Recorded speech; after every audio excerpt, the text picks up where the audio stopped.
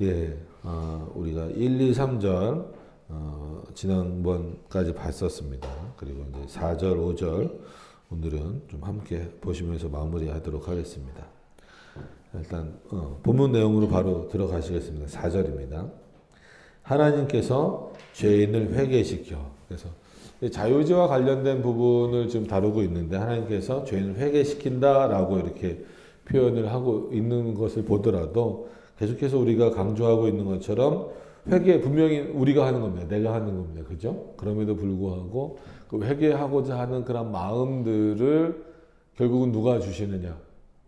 하나님이 주신다는 거예요. 그러니까 회개라고 하는 직접적인 행위는 우리가 하는 것이라 할지라도 그런 마음을 주신다. 그러니까 우리가 그래서 그 표현할 때로 그러잖아요. 너가 무슨 일을 할 때 마음 먹기에 딸려서 이런 표현을 많이 쓰잖아요. 그래서 이 사람의 마음을 먹는다. 결국은 그게 내가 의지를 어떻게 가지고 있느냐에 따라서 이제 달라진다는 얘기거든요. 결국 의지 얘기를 하는 건데, 그럼 결국은 하나님께서 인간의 의지를 어떻게 사용하시는가를 여기서도 이제 보여주는 거죠. 그러니까 뭐 예를 든다기보다도 예가 아니라 분명한 사실인 거죠. 그러니까 회개를 우리는 여태까지는 좀 보편적으로 좀 분리죠. 그러니까 분리는 그렇고 구분을 딱 해놓잖아요. 그러니까 하나님의 은혜를 받은 사람은 내가 자신이 죄를 깨달았어요. 그리고 깨닫고 또 그것을 이제 확인하게 되면 자기의 의지로 회개하고 하나님이 그러길 바라셔서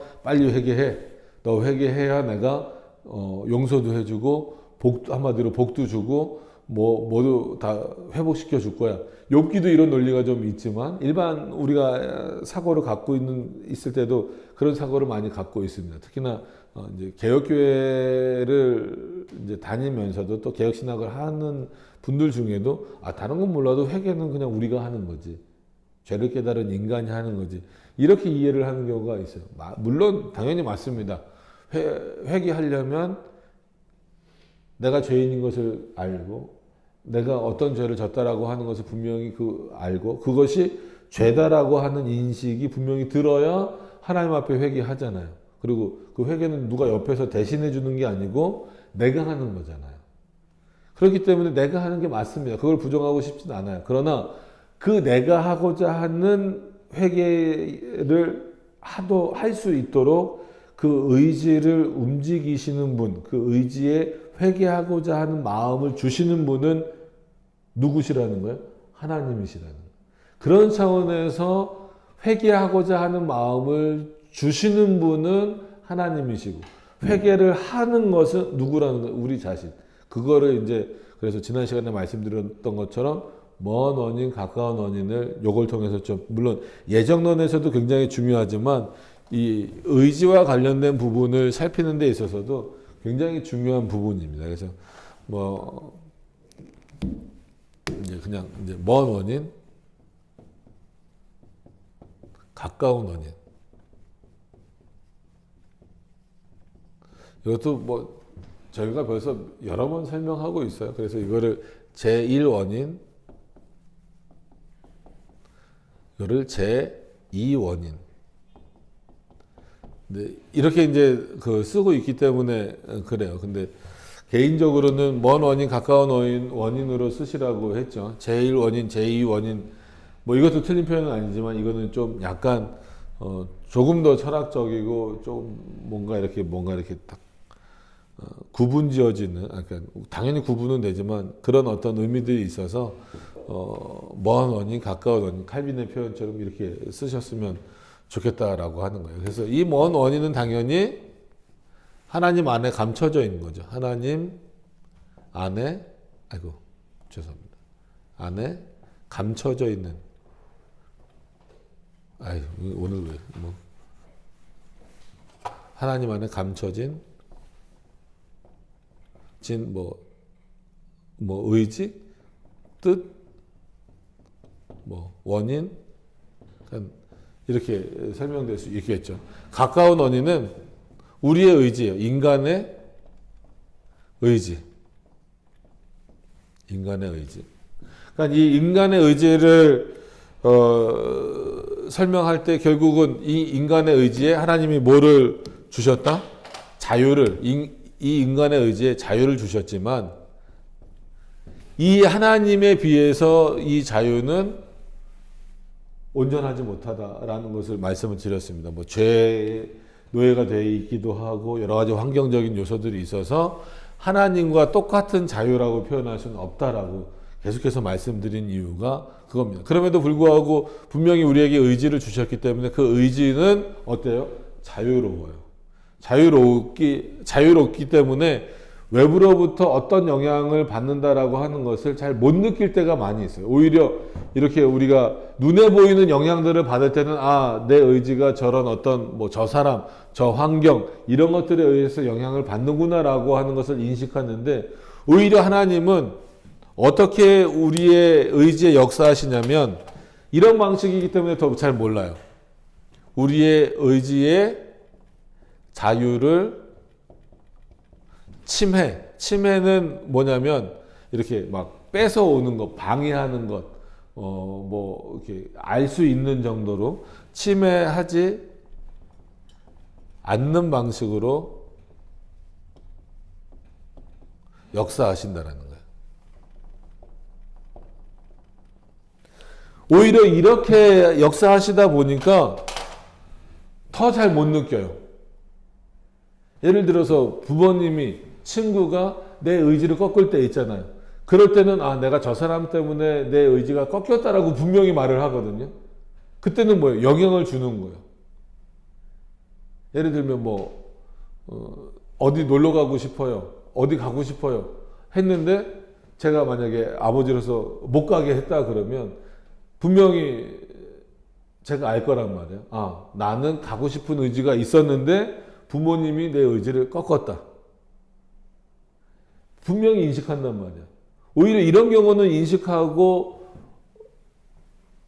자기가 그런 어떤 내 의지가 꺾였다라고 하는 것을 분명히 표현하고 있으면서도 하나님과 관련돼서는 오히려 더 높은 수준이잖아요. 인간은 그 정도 수준이 안 되잖아요. 내가 아무 일도 안 하고 제 마음을 바꿀 수 없단 말이에요. 저희 첫째 애의 마음을 저 아이의 마음속에 들어가서 그 의지를 바꿀 수가 없어요. 그러니까 저는 어떨 때는 강압적으로, 어떨 때는 설득의 방식으로. 그죠? 예를 들어서 어디 놀러 가고 싶다라고 했는데 어떨 때는 거기는 좀 위험한 것 같아. 거기는 너 혼자 가기는 좀 어려운 것 같아. 이렇게 설득하기도 하고 아니면 어디 가고 싶어 했는데 거기는 안 돼. 이렇게 좀 강압적으로 하기도 하고 이런 거를 본인이 다 우리가 느낄 수 있잖아요. 근데 하나님은 그렇게 역사하시지 않는다라는 거예요. 왜냐하면 우리는 오히려 그럴 능력이 없어요. 그러니까 그렇게 설득이나 강압이나 어떤 권유나 이런 것들을 하지 않고 다른 사람들의 의지를 바꿀 수 있는 능력이 있습니까? 없습니까? 없어요. 그죠? 예를 들면 우리 둘째가 어제 모기가 요즘에 많잖아요. 이제 대한민국도 점점 그런 나라가 될 것 같아요. 오히려 여름엔 모기가 별로 없고 이렇게 가을이 되면서 모기가 많아지는 희한한 벌써 한 2, 3년 이러고 있죠. 그러니까 모기장에서 자기 싫다라는 거예요. 침대에서 같이 엄마 아빠랑 자고 싶다라는 거예요. 근데 안 돼. 모기 많으니까 안 돼. 자기 모기 물려도 좋다는 거예요. 그래도 안 돼. 그럼 쟤는 어쩔 수 없이 어제 무슨 마음을 갖고 잤을까요? 난 침대에서 모기 물려도 상관없는데 침대에서 자고 싶은데 누구 때문에? 엄마랑 아빠 때문에 어쩔 수 없이 난 어디서 모기장 안에서 자야 돼. 알아요. 자기가 안단 말이에요. 근데 그럴 수도 있죠. 이렇게 봤더니 모기가 너무 많아. 그냥 나는 오늘 모기장에서 자야 되겠다. 그거는 누가 누구의 의지를 바꾼 거예요? 자기가 자기의 의지를. 그것도 분명히 알아요. 왜?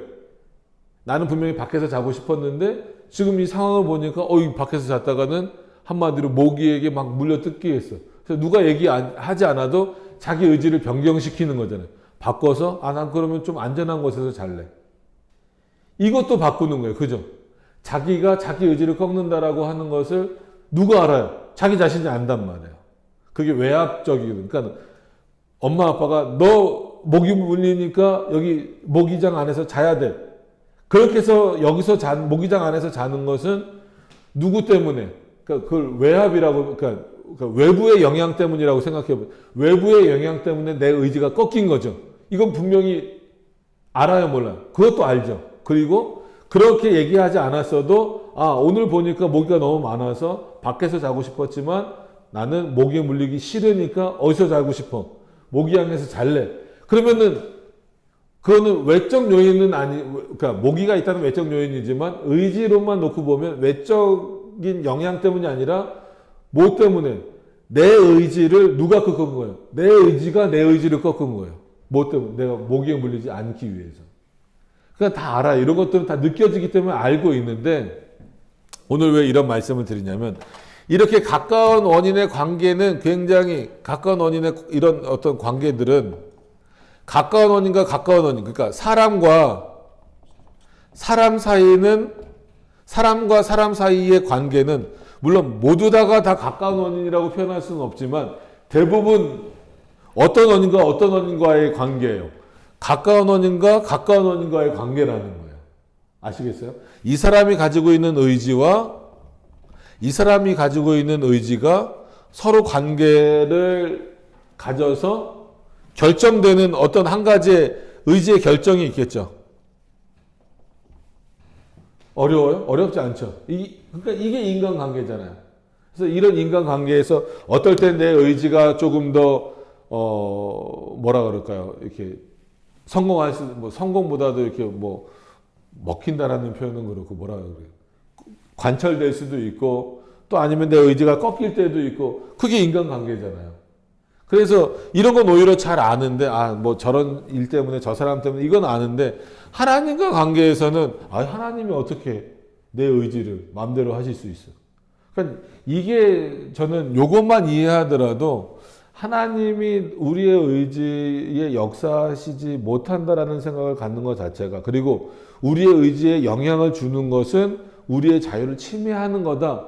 이렇게 함부로 말하는 것에 대해서 굉장히 좀 하나님 앞에 교만한 거다라는 거예요. 왜냐하면 우리는 서로 다른 사람으로 인하여 나보다 나이가 많거나 나보다 지위가 높거나 나보다 권력이 많은 사람들이 내 의지를 꺾는 것에 대해서는 마치 당연한 것처럼 생각하면서 우리를 창조하신 하나님이 내 의지에 역사하시고 내 의지를 꺾으실 수 있다라고 하는 부분에 있어서는 그러면은 하나님이 뭔데 아무리 하나님이 창조주라고 하더라도 왜 인간의 의지를 마음대로 하려고 합니까? 라고 말하는 것 자체가 상당히 교만한 것이고 어떻게 보면은 하나님을 하나님으로서 제대로 인정하지 못하는 거예요.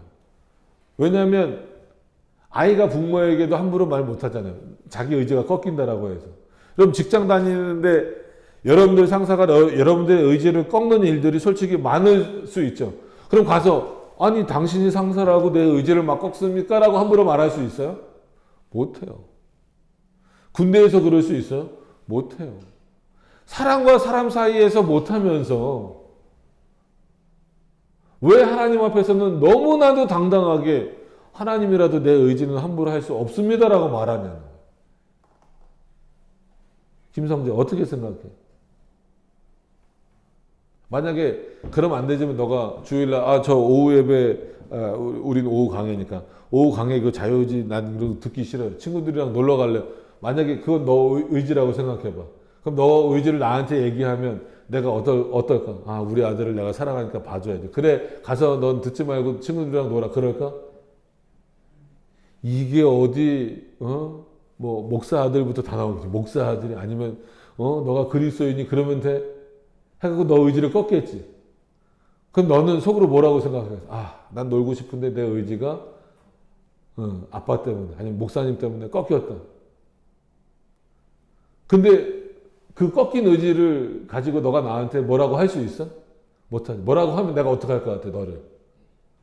그렇지. 때리겠지. 때릴 수도 있겠지. 때린다라고 함부로 말하면 유튜브 다 나가는 내가 폭력 아빠가 될 수 있잖아. 그렇지. 왜 말을 못할까? 그냥 너 생각을 얘기해봐. 겁나니까. 그치? 겁나니까. 왜? 아빠한테 혼날 거 겁나니까. 이게 인간관계잖아요. 그죠? 만약에 학교 공부하기 싫어. 공부 시간에 잠자고 싶어. 근데 선생님이 자지 말래. 당연히 그럼 자라고 하는 선생님이 어디 있겠어. 그죠? 그럼 어떻게 해야 돼? 안 자잖아. 그럼 선생님한테 막 대드는, 뭐 요즘은 그런 애들도 있다니까 이게 문제인데. 대들어? 안 자잖아. 그럼 선생님, 왜 나는 자고 싶은 내 의지를 꺾습니까? 라고 선생님한테 말할 수 있어? 안 되지. 사람한테도 말 못해요. 그치, 문제야.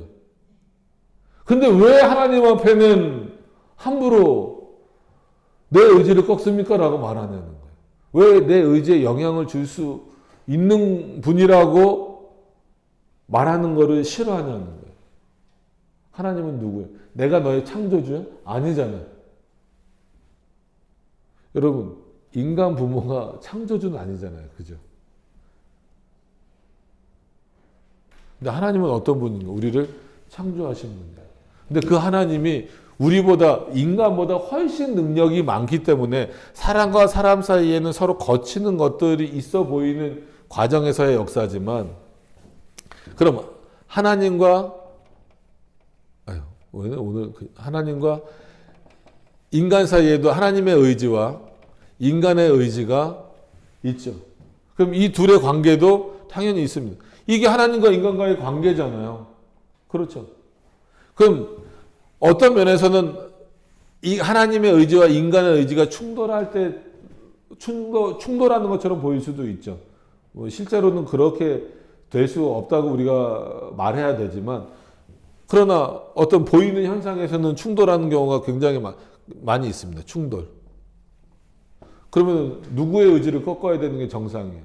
우리의 의지를 꺾는 게 정상인 거죠. 그리고 하나님의 의지는, 그리고 하나님은 우리 인간과는 비교할 수 없는 분이고 본질적으로 차이가 나는 분이기 때문에 이렇게 내 의지에 영향을 줬다라는 것으로 우리가 느끼지 못할 정도로, 그게 이제 이 표현이에요. 우리의 의지의 자유를 침해하시지 않는 방식으로 역사하신다. 그래서 계속해서 아담과 하와의 얘기를 들 때 아담의 의지로 선과 악을 알게 하는 나무 열매를 어떻게 했어요? 따먹은 거예요. 그죠? 오히려 아담은 그렇기 때문에 누구에게 이 의지의 책임은, 내 의지가 저 선과 악을 알게 하는 나무 열매를 따먹게 됐다라고 핑계를 대요. 누구에게? 몰라요? 아담이 누구에게 핑계를 댔는지? 하와에게 대잖아요. 하와가 내 의지에 영향을 줘서, 그렇잖아요. 그러니까 내 의지를 따먹긴 했지만 그 따먹기까지의 의지의 영향을 누가 준 거예요? 하와가 내 의지에 영향을 줬다. 그 얘기잖아요. 그럼 하와는 또 누구에게 핑계를 댑니까? 뱀에게. 그럼 뱀의 의지잖아요. 뱀이 나에게 그렇게 말했습니다. 저 나무 열매를 따먹으면 너 절대 죽지 않는다.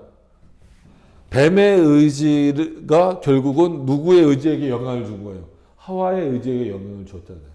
이거는 분명하게 인과관계를 말하면서, 그러나 하나님이 창조 전에 먼 원인 가운데 이런 어떤 작동들을 사용하셔서 아담과 하와가 어떻게 하기로? 타락하기로, 선과 악을 알게 하는 나무 열매를 먹기로 작정하셨다라고 하는 부분에 대해서는 인정을 안 하는 거예요. 하나님이 아담 귀에다 대고 따먹으라는 얘기를 직접 하시진 않았죠. 그러나 아담의 의지에, 하와의 의지에, 뱀의 의지에 어떻게 하셨을까요? 역사하신 분이에요. 어떤 원인으로서? 먼 원인으로서. 이들의 자유, 뱀의 자유도 침해하시지 않으셨어요. 하와의 자유도 침해하시지 않으셨어요. 아담의 자유도 침해하지 않으셨어요. 그러나 누구의 뜻이 이루어지도록, 하나님 자신의 뜻이 이루어지도록 역사하시는, 그게 먼 원인이라는. 그렇기 때문에 이 먼 원인 가운데 일어난 일들을 가지고 이 먼 원인에다가 그러니까 가까운 원인 가운데 일어난 일들을 가지고 먼 원인에다가 돌리는 건 아니에요. 이렇게 말하면 그러면은 아담의 의지를 하나님이 사용하셨으니까 타락은 하나님이 시킨 거네. 그럼 죄는 하나님께 원인을 돌려야 되는 거네. 이렇게 하면 안 된다라는 거예요. 먼 원인 가운데 하나님 역사하셨어도 가까운 원인에 일어난 일들은 누구에게 돌리는 거예요? 자기 자신에게 돌리는 방식이어야 되는 거예요. 그러니까 이런 부분들이 어려워요. 자유주의 결코 쉽지 않습니다. 그러니까 이런 내용들을 좀 그래도 쉽게 한번 설명을 해보려고 한 거예요. 한번 잘 이렇게 마치 그 사진을 빵 찍어 놓듯이 기억을 하셔야 돼요. 그래서 누구라도 의지에 대해서 물어보면 인간의 의지는 이런 겁니다라고 어느 정도는 올바르게 설명을 하실 수 있어야 돼요. 이게 해결이 안 되니까 그리스도인들이라고 하면서도 여러 가지에서 이제 문제를 많이 일으키고 있는 겁니다. 신학적이고 또 하나님 앞에 어떤 그런 신앙적으로 나가는 부분이 있으니까. 왜냐하면 회개조차도 지금 그렇게 우리는 이해를 하고 있잖아요. 근데 외민의 이해는 하나님께서 죄인을 회개시켜 그를 어디로? 은혜의 상태로 옮기실 때 하나님은 그가 당하고 있는 죄의 속박에서 자유케 하신다. 그러면 이제 자유주의의 넓은 의미로 이해를 하셔야 되겠죠. 그래서 예수님도 말씀하셨잖아요. 정말로 우리를 자유케 하는 건 뭐다? 진리다. 진리가 너희를 자유케 한다.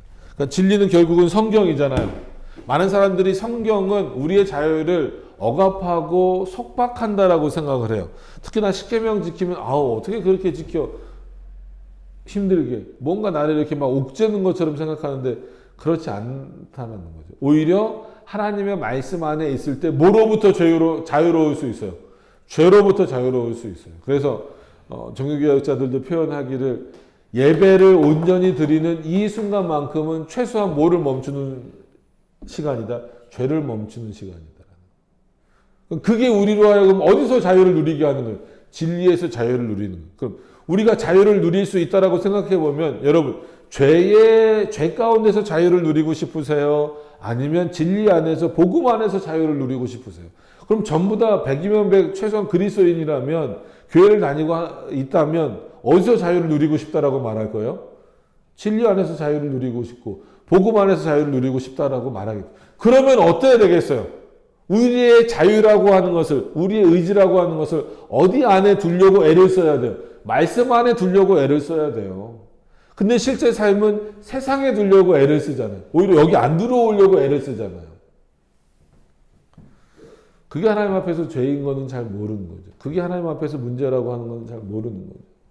그러니까 교회 안에서도 죄를 멈출 수 있는 잠시나마 죄에 대한 생각, 죄에 대한 행동들을 멈출 수 있는 그 교회라고 하는 공교의 모임 안에서조차도 이제는 점점 그 모임을 줄여나가는 거죠.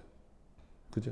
예배의 모임을 줄여나가고, 그저 그냥 좀 표현이 그래서 죄송합니다. 놀고 먹고 이런 것만 좋아하는 시대가 되어버리는 거예요. 죄를 멈춤으로 인하여서 내가 진리 안에서 자유를 누릴 수 있는 시간을 주일만큼이라도 최대한 갖고자 하는 그런 마음들이 없어지는 거죠. 조금은 그런 차원에서 좀 안타까운 시대가 됐죠. 근데 이제 그런 얘기를 다 하긴 그렇고 오늘 본문으로 돌아와서 보시면 결국은 이 자유는 궁극적으로 하나님 우리에게 주시는 의지의 자유는 그 자유를 어디서 누려라? 진리 안에서 누려라는 거죠. 그리고 오직 하나님의 은혜로만 영적으로 선한 것을 그가 자유롭게 결심하고 행할 수 있다. 하나님의 은혜인 거예요. 영적으로 선한 거 뭡니까? 이 시간 나와 있는 거잖아요. 그죠? 이 결정은 누구의 은혜로만 될 수 있다?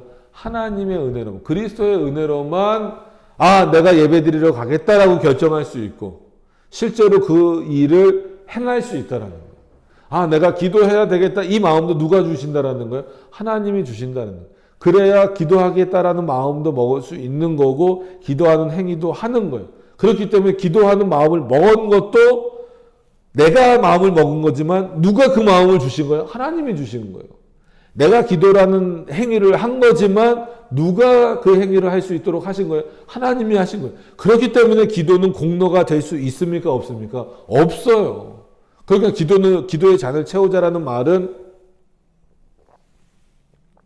가능한 말입니까? 불가능한 말입니까? 불가능한 말이라는 거예요.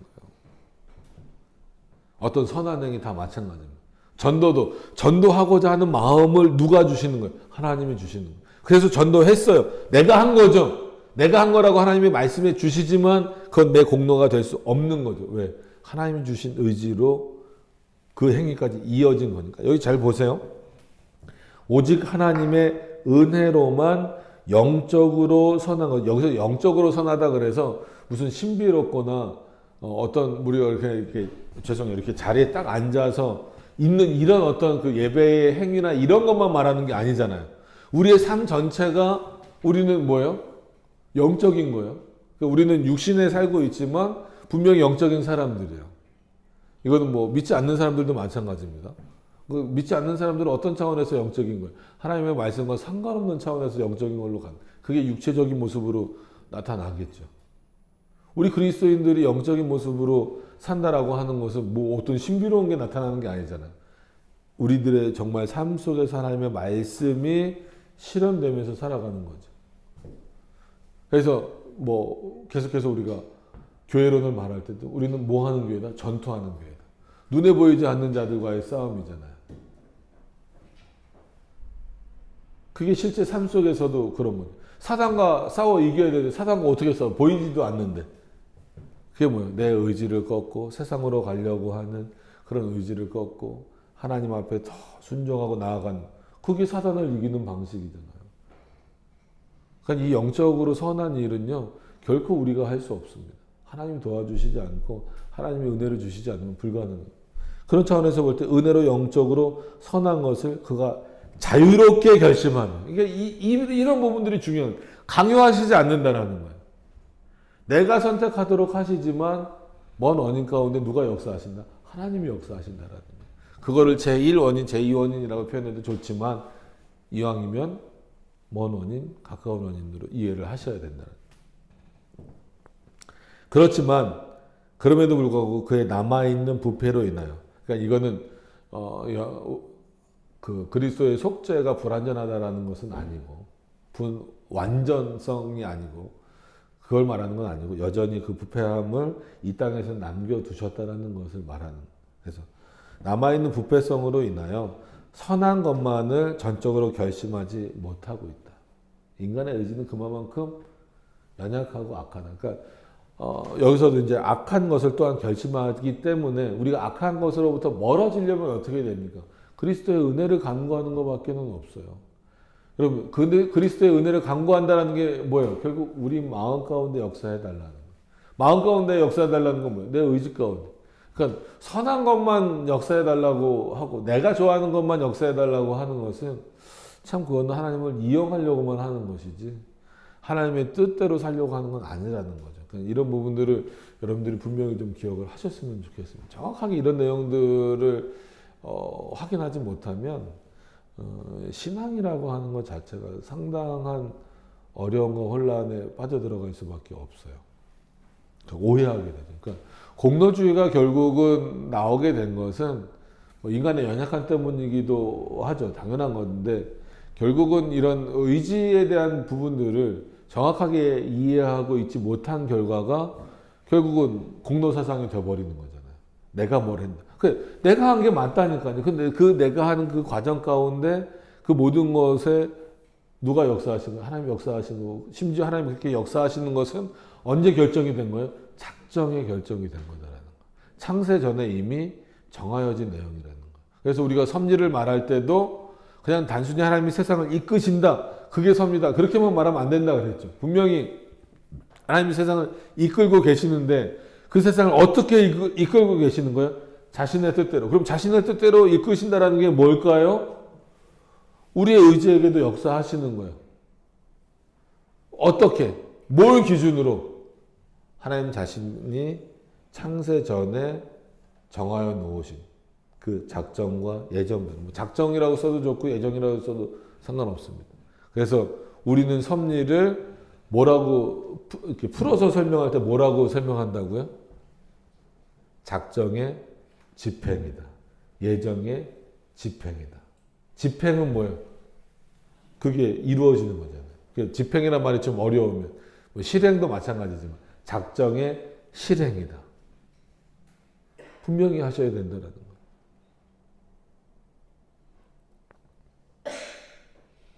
그러니까 이 그 자유주의나 이런 것들을 얘기하면서 오히려 종교개혁자들은 아주 세밀한 부분까지 다 얘기했어요. 특히나 우리는 어거스틴 그러면 삼위일체론만 딱 떠올리잖아요.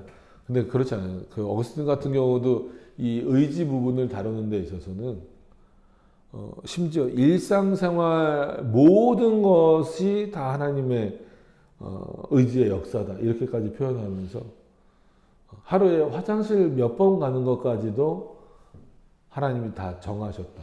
그럼 하나님이 다 정하셨으면 결국 여러분 화장실 갈 때 하나님이 귀에다 대고 너 빨리 화장실 가 이렇게 하는 그거는 제가 뭐 농담 반 비슷하게 말씀드렸잖아요. 그건 뭐라고요? 정신병이에요, 정신병. 내가 가고 싶은 거죠. 근데 그것조차도 하나님은 가게 하시는 거고 언제 정하셨다라는 거예요? 창조 전에 정하셨다라는 거예요. 그래서 이 자유의지는 결국 뭐랑 떨어질 수 없어요? 하나님 작정과 떨어질 수 없어요. 그리고 삼위일체 하나님의 역사가 떨어질 수 없어요. 이런 모든 부분들을 생각할 때 뭐 어느 부분이나 다 그렇지만 신학이라고 하는 것은 그래서 통합적인 사고를 하셔야 된다는 거예요. 그래서 이 자유의지를 얘기하면서도 우리가 이해하면서도 예정론, 삼위일체론 그리고 하나님 뭐 신론 안에 있는 어떤 그런 작정, 하나님의 속성 이런 부분 전부가 포함되지 않으면 나중에 종말론까지 포함되지 않으면 이 자유의지도 정확하게 이해를 할 수가 없습니다. 자, 5절로 넘어가서 보시면 그래서 이 인간의 의지는 오직 영광의 상태에 이르게 되는 때에만 자 영광의 상태에 이르는 때가 언제일까요? 성재 언제인 것 같아?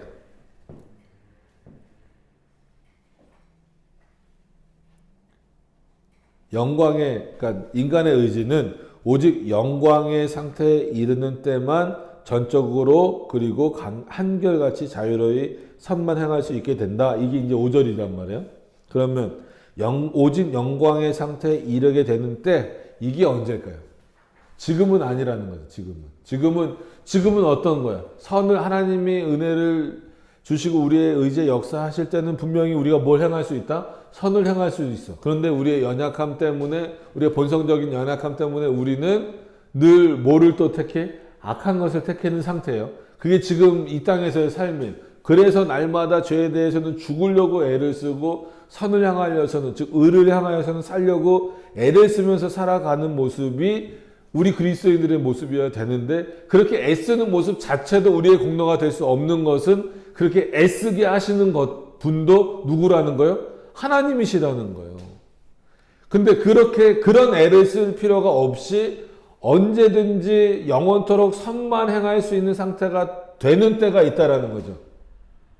그때가 언제냐는 거예요. 이렇게 말하면 솔직히 답이 나와야 되는데. 구원은 창조 전에 이미 그리스도를 통해서 물론 역사 안에서는 십자가 사건이지만 넌 그럼 지금 구원 안 받았니? 받았잖아. 그럼 구원이라고 해버리면 구원받는 사람은 이제는 죄가 없다 이렇게 돼버리면 그 극단적인 이제 구원파나 지금으로 말하면 구원파나 아니면 루터주의의 오류나 이렇게 돼버릴 수 있는 영화의 단계 구원의 서정에서 그냥 그 말이 나온 김에 구원의 서정 한번 간단하게 한번 해봅시다. 창조 전에 하나님이 우리를 예정하시고 그죠? 작정 안에 다 들어 있는 거죠. 예정된 자들을 구원받기로 예정된 자들을 어떻게 해요? 부르심. 소명이죠. 뭐 이런 것까지는 뭐 소명이나 부르심이나 부르신 자들을 거듭나게 하신다. 중생. 거듭난 자들을 어떻게 하게 하신다? 의롭게 하신다. 이게 뭐라고요? 칭의죠. 의롭게 하신 자들을 양자 삼으신다. 그리고 양자가 뭐예요? 하나님의 아들이 되었다. 그리스도의 아들이 되었다. 그러니까 그리스도가 하나님의 아들이 되신 것처럼 우리를 하나님의 자녀로 삼아 주셨다라는. 그리고 성화. 거룩하게 되어진다라는. 거룩하게 되었다가 아니에요. 거룩하게 되어져 가는 과정이에요. 이게 이제 이 땅에서의 삶. 이 땅에서의. 그래서 이생의 삶이다. 이생. 지금이 살고 있는. 그래서 이생의 삶이다. 이렇게 표현을, 미생이 아니고 이생의 삶이다. 이렇게 표현을 하죠. 이게 성화예요. 거룩해져 가는 단계에 있지만 여전히 악을 행할 수 있는 가능성이 남아있는 상태로 있어요. 하나님 그렇게. 그러나 선을 행할 수 있는 상태로만 만들어주시는 거를 영화의 상태. 이거는 언제나 가능할까요? 죽음. 여기서 말하는 게 분명히 5절에서 말하는 거예요. 그래서 창세기 전체 주제도 악을 선으로 바꾸셨다라고 하는 거잖아요. 죽음은 아담과 하와에게 뭘로 주어진 거예요? 형벌로 주어진 거잖아요. 그래서 솔직한 얘기로 모든 사람들에게 형벌로 있는 거나 마찬가지. 특히 유기자들에게 있어서는 이 죽음은 진짜 형벌로 들어가는, 영원한 형벌로 들어가는 길이죠. 근데 우리 믿는 자들에게 있어서는 이 죽음을 통하여서, 그러니까 형벌로 주어진 죽음을 통하여서 결국은 선으로 바꾸셨다는 게 뭐예요? 가장 좋은 상태가 되도록 하시는 거예요. 이게 은혜인데 이거를 별로 간격 없이 듣는 거는 너무 많이 습관적으로 들어서 그런지 한번 생각해 보세요. 형벌로 주어진 것을 하나님이 은혜로 바꿔주셨는데 그냥 은혜가 아니고 가장 좋은 상태가 되는 단계로 바꿔주셨다. 그러니까 죽음 이후의 상태로. 그러니까 우리에게는 죽음이 형벌이 아닙니다. 물론 이 땅에서의 이별의 아쉬움과 죽음에 대한 두려움이 당연히 있지만 특히나 택자들은 그 죽음을 형벌로 생각하시면 안 돼요. 가장 좋은 상태가 되는 어떤 그런 단계, 영화의 단계로 들어가는 그 단계가 된다라는 것으로 이해하셔야 돼요. 그러니까 인간의 의지는 오직 영광의 상태에 이르게 되는 때에만. 그건 뭐예요? 죽음 이후죠. 그때는 어떻게 된다고요? 전적으로 그리고 한결같이 자유로이 뭐만 행할 수 있다? 선만 행할 수 있다. 그러면 한 가지 질문. 천국에서는 정말 하나님으로부터 독립되어서 우리의 의지가 자유롭게 될까요? 그렇지 않습니다. 천국에서도 우리의 의지에 역사하시는 분은 누구예요? 하나님이세요. 근데 그때는 뭐만 행할 수 있도록 우리를 바꿔주신 거예요? 선만 행할 수 있도록 바꿔주셨기 때문에 우리가 자유롭게 선을 선택하는 것이 부담스럽지도 않고 어색하지도 않은 상태가 되도록 하신다라는 것이죠. 그럼에도 불구하고 그 천국에서도 우리의 의지에는 누가 역사하세요? 하나님이 역사하셔서 실제 은혜의 통로와 은혜의 수단이 되는 그 의지는 언제 실천이 될까요? 천국에서 실천이 되죠. 이 땅에서는 우리의 의지가 여전히 이 땅에서도 하나님의 은혜를 맛보는 수단과 통로긴 하지만 조금은 불완전하잖아요. 왜냐하면 여전히 죄성이 남아있기 때문에. 그러나 이 땅에서도 우리는 우리의 의지를 통하여서 하나님의 하나님의 은혜를 어떻게 할 수 있다? 맛보며 살아갈 수 있다라는 거예요. 그러니까 여러분들이 갖고 있는 의지를 어디에 속박됐다라고 생각하는 것도 잘못이지만 하나님이 내 의지를 함부로 하실 수 없다라고 말하는 것도 아까 들어드린 예를 보더라도 이거는 너무 말도 안 되는 예예요. 세상에서도 부모, 선생님, 아니면 직장 상사, 아니면 사회의 여러 가지 상황들로 인하여서 내 의지를 꺾을 때가 얼마나 많아요. 친구들 사이, 형제들 사이에서도 엄청 많잖아요. 그래 안 그래? 쟤는 오늘 종일 자갖고 질문을 못하겠어. 그래서 너한테만 하는 거야. 그지? 너 윤재랑 뭐 할 때도 마찬가지잖아. 너 의지를 꺾을 때가 있어 없어? 심지어 동생인데도. 그때는 뭐 때문에 꺾어주는 거야? 동생이니까. 그지? 너가 힘으로 이길 수 있어도 나이도 더 많아도 뭐니까? 내가 뭐 하는 동생이니까? 사랑하는 동생이니까 내 의지를 어떻게 한다? 꺾어준다. 이것만 보더라도 벌써 우리의 의지가 여러 가지 관계에 의해서 꺾여지고 또 어떨 때는 내 의지가 실현되기도 하는데 어떻게 우리를 창조하신 하나님이 인간의 의지를 함부로 그러니까 인간의 의지에 역사하지 못한다. 아니면 하나님이 전적으로 그 의지를 사용하지 못한다라고 함부로 말할 수 있냐. 그건 교만이라고 계속 말씀을 드리는 거예요. 그래서 이 자유의지를 부정하는 것, 그러니까 인간의 의지에 하나님이 자유롭게 역사하실 수 있다라고 하는 것을 부정하는 것은요. 저는 개인적으로 교만을 넘어서 이거는 이단적 사고다라고까지 말씀드리고 싶은 거예요. 요즘 그렇게 말하면 또 뭐 그냥 워낙 말들이 많겠지만 최소한 그거는 엄청난 교만이다. 하나님 앞에서 정말 그거는 큰 교만이다라고 하는 것을 기억하실 수 있길 바랍니다. 그래서 내가 할 수 있는 것은 뭐다? 아무것도 없다. 그리스도인들은 그걸 가져야 돼요. 내가 할 수 있는 것은 기도밖에 없어요, 주님. 아니에요. 기도도 내가 하는 거 아닙니다. 내가 할 수 있는 거는 예배 드리는 것밖에 없어요. 아니에요. 예배 드리는 것도 내가 하는 거 아닙니다. 내가 할 수 있는 거는 찬양하는 것밖에 없으면 찬양도 내가 부르지만 내가 하는 거 아니에요. 궁극적으로. 마음에 안 드실 수 있어요. 이런 표현들이. 근데 분명히 하셔야 됩니다. 내가 할 수 있는 것은 아무것도 없더라. 그럼 뭐 해요? 하나님이 내 의지를 통하여서 역사하시는 것을 기쁘게 하시면 되는 거예요. 그렇기 때문에 기도를 어떻게 해야 돼요? 더 열심히 해야 됩니다. 왜? 하나님이 우리로 하여금 뭐 하길 원하시니까? 기도하길 원하시니까. 내 공로가 아니라, 내 공로로서가 아니라 하나님의 은혜의 역사로 말미암아 우리는 열심히 기도해야 되는 거예요. 내 공로로서가 아니라 하나님의 은혜의 역사로 말미암아 열심히 최선을 다해서 예배드려야 되는 거예요. 최선을 다해서 찬송해야 되는 거예요. 최선을 다해서 말씀 전해야 되는 거예요. 전도해야 되는 거예요. 최선을 다해서 그리스도인답게 살아가야 되는 거예요. 누가 역사하시기 때문에? 하나님이 내 의지 가운데 역사하시기 때문에. 이게 우리의 믿음이고 사고여야 됩니다. 그렇기 때문에 내가 할 수 있는 것은 아무것도 없고 다 누가 하시는 겁니까? 하나님이 하시는 겁니다. 그러면서도 악한 것은 누구에게 돌릴 수 있어야 돼요? 우리에게. 죄는 우리에게 돌리는 방식. 그게 믿음의 방식이에요. 그게 자유의지를 정확하게 이해하고 있는 방식입니다. 근데 이게 부정되고 있는 시대예요. 이게 약화되고 있는 시대예요. 그럼 이런 시대일수록 더욱더 확고한 것을 붙잡으실 수 있기를 바랍니다. 기도하도록 하죠.